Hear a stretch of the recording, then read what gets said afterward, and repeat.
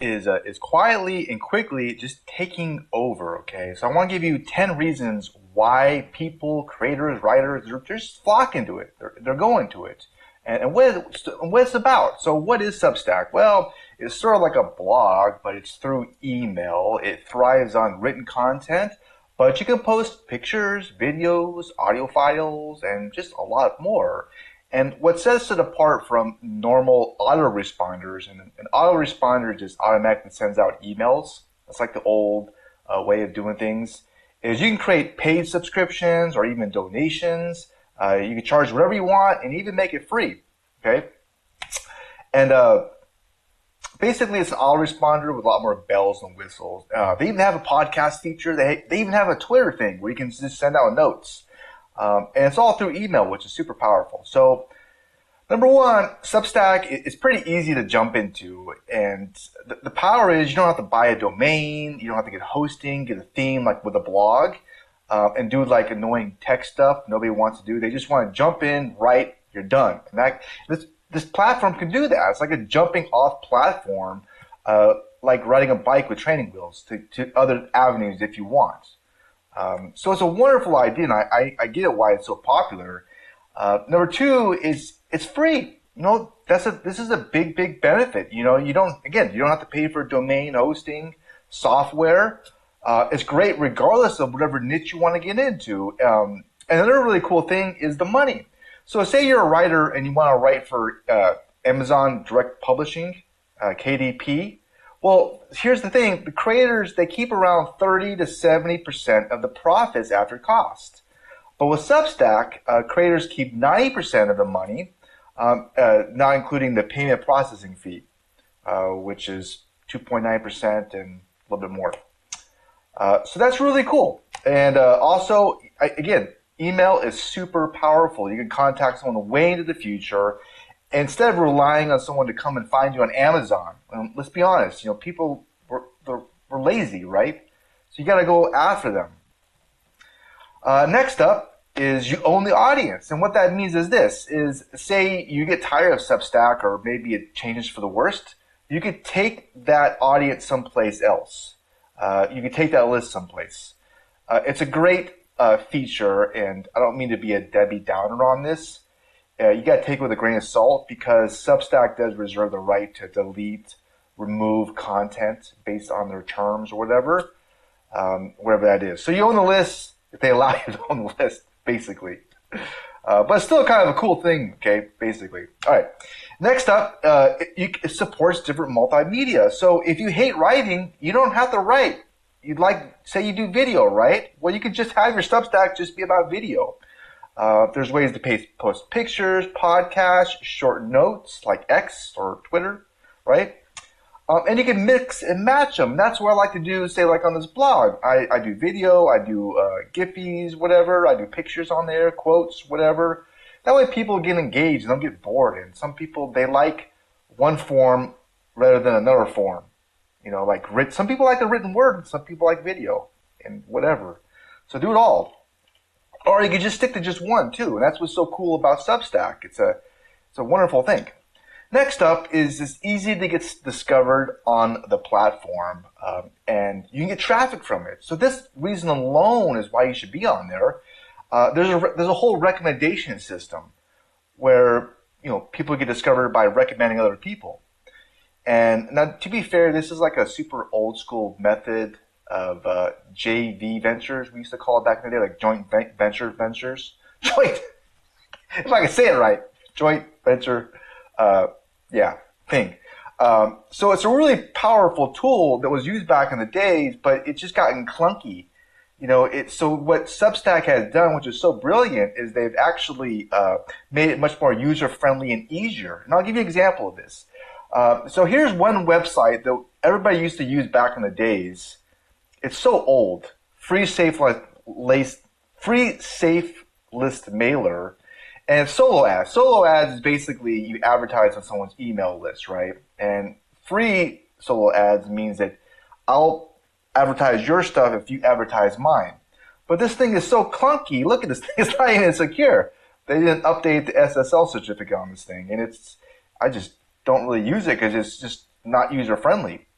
And Substack has just made it much more easier, okay? And what that means is kind of like if I promote your niche, you'll promote mine type of a thing.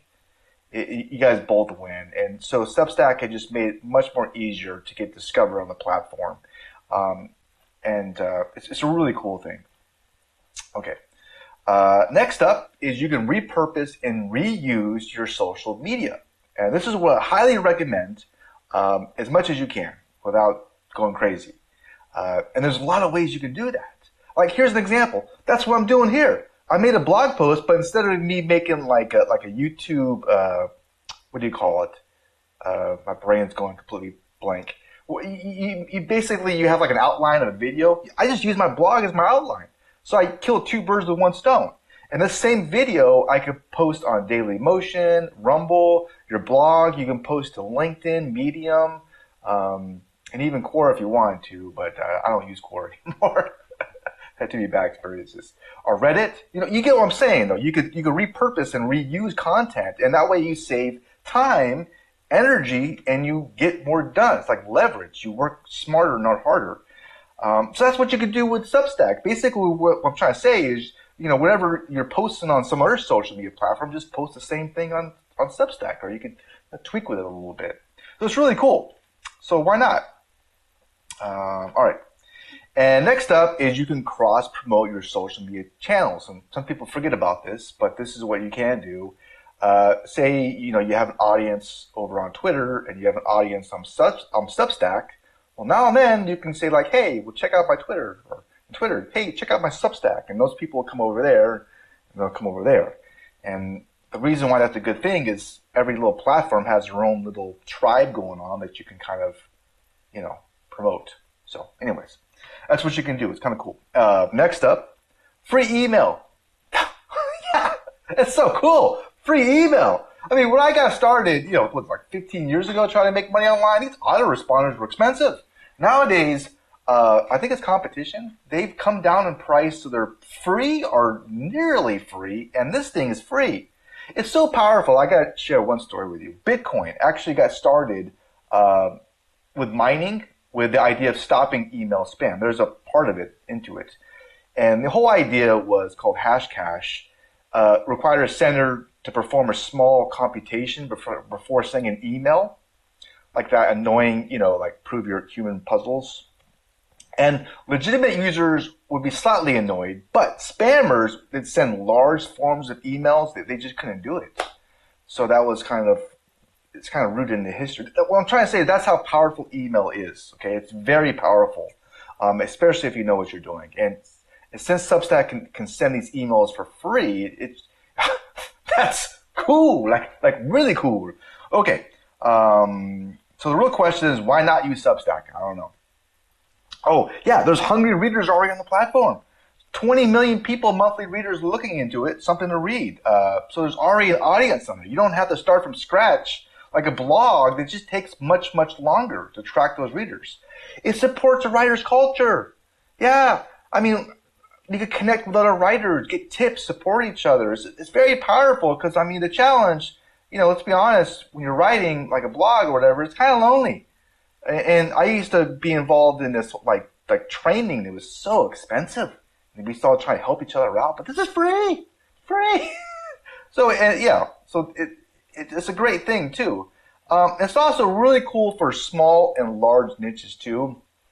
Like, I'll give you an example. If you want to start with a niche and it's a small one, if you want to start a blog around it or a YouTube around it, it's better to get on the side of being it too large so that you don't get bored. So once you start this thing, they're hard to start, like a blog. You get the domain, you get the theme and everything. So with Substack, it's much easier to start. It's like very easy. So if it doesn't work out or, maybe you get bored, you can kind of abandon it and be like, well, I'm going to switch into something else now or something like that. But with a blog or YouTube channel, it's just harder. So you can kind of experiment a little bit more. So that's another really cool benefit as well. So there's just a bunch of benefits to start Substack. And if you want to know more about Substack, there's actually some cons too. I wrote a whole blog post about it, and I'll put the link in the description. You can check it out. It goes into way more detail, and also goes into a lot more detail on ways to reuse and repurpose your content. That way you can get a lot more done in less time, make more money, and just enjoy life and not work so hard. Right? That's what we're trying to do. We're trying to get paid and not work hard. That's what I'm going to tell you in this blog post. And you can check it out by clicking the link in the description, okay? So I hope this was at least a little bit helpful, and you have a wonderful rest of your day. Okay, bye.